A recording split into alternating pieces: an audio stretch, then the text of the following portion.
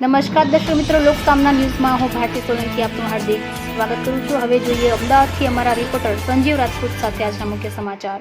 અમદાવાદ ખાતે 46 વર્ષની શૈક્ષણિક શ્રેષ્ઠતા સાથે ભારતની અગ્રણી શૈક્ષણિક સંસ્થા નારાયણા ગ્રુપે અમદાવાદના નારાયણા કોચિંગ સેન્ટર ખાતે આયોજિત એક ભવ્ય સમારોહનું આયોજન કર્યું હતું, જેમાં નારાયણા એપ્ટિટ્યૂડ ટેસ્ટ NSAT 2025ની 20મી આવૃત્તિ સફળતાપૂર્વક લોન્ચ કરી હતી। આ ઘટના એટલા માટે એક મહત્વપૂર્ણ સીમાચિહ્નરૂપ બની છે કારણ કે નારાયણા તેની અત્યાર સુધીની સૌથી મોટી અને સૌથી મહત્વાકાંક્ષી NSAT આવૃત્તિ સાથે પરત ફરી છે, જેમાં વિશેષ રીતે ₹50 કરોડની શિષ્યવૃત્તિ તથા ₹1 કરોડના રોકડ ઇનામ આપવામાં આવશે।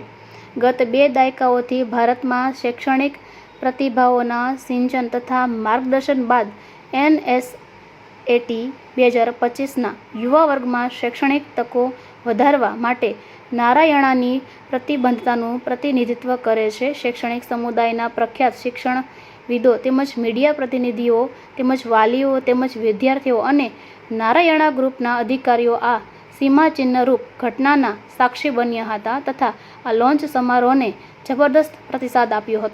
રાકેશ યાદવ છે અને હું એઝ અ વાઇસ પ્રેસિડેન્ટ નાના ગ્રુપમાં કામ કરું છું।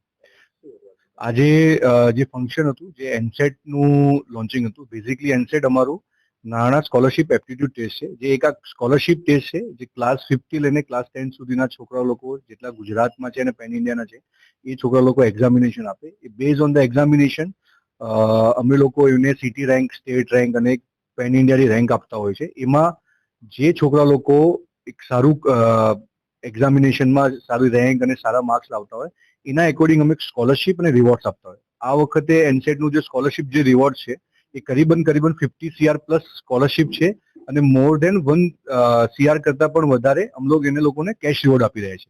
સો આ એક્ઝામિનેશનથી જેટલા પણ ગુજરાતના જે છોકરા લોકો છે એક બહુ સારી ઓપોર્ચ્યુનિટી મળી રહી છે કે આવા એક્ઝામિનેશનથી છોકરાનું એક તો એમનું ટેમ્પરામેન્ટ ખબર પડે અને એના પછી જે કોમ્પિટિશનનો માહોલ શું છે એ માહોલ કોમ્પિટિશનમાં ખબર પડે। કારણ કે તમે લોકો જાણ્યું હશે કે આ વખતનું જે જેઈ અને નીટની એક્ઝામિનેશન ટફ હતી, તો આવા બધા એક્ઝામિનેશન જો કોમ્પિટિટિવ એક્ઝામિનેશન હોય પણ એવા કોમ્પિટિટિવ એક્ઝામિનેશનને અર્લી એજમાં ચાલુ કરવા માટે ક્લાસ 50 લઈને ક્લાસ 10 સુધીના બાળકોને આવી એક્ઝામિનેશન આપવી જોઈએ, જેનાથી એ બાળકનું એક એમની ટેલેન્ટ ખબર પડે કે એ લોકો પેન ઇન્ડિયા ક્યાં સ્ટેન્ડ કરી રહ્યા છે। એ બાળકને ખબર પડે કે ભાઈ હું આવા કોમ્પિટિશનની એકોર્ડિંગ કેટલું મારે હજી મહેનત કરવી છે અને કઈ રીતે માર્ગદર્શન મળશે। એના માટે નાના ઓર્ગેનાઇઝેશન એક લાસ્ટ યર જ અમદાવાદમાં અમે આવી ગયા હતા અને લાસ્ટ યરની હું એક ઉપલબ્ધિની વાત કરું તો આ વખતે જે જેઈ એડવાન્સમાં ઓલ ઇન્ડિયા 43 રેન્ક આવ્યું છે, એમાં મન પટેલ અમારો નારાયણા અમદાવાદનો છોકરો છે જે ઓલ ઇન્ડિયા 43 રેન્ક લઈને આવ્યો હતો।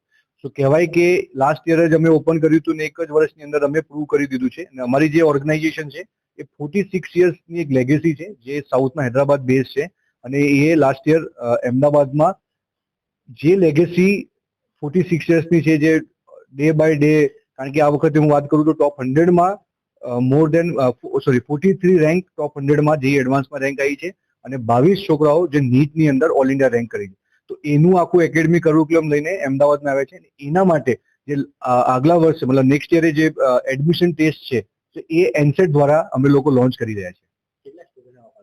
સો લાસ્ટ યર જે પાર્ટિસિપન્ટ જે પેન ઇન્ડિયામાં હતું એક કરીબન 1,25,000 હતું અને આ વખતે અમને એવું અનુમાન છે કારણ કે અમે લોકો 173 સિટીઝમાં અને 23 સ્ટેટ્સમાં આ વખતે એનસેટ એક્ઝામિનેશન છે, તો આ વખતે અમને એવું પાર્ટિસિપન્ટ લાગે છે કે મોર દેન 2.5 લાખથી વધારે છોકરા લોકો અપીલ કરશે।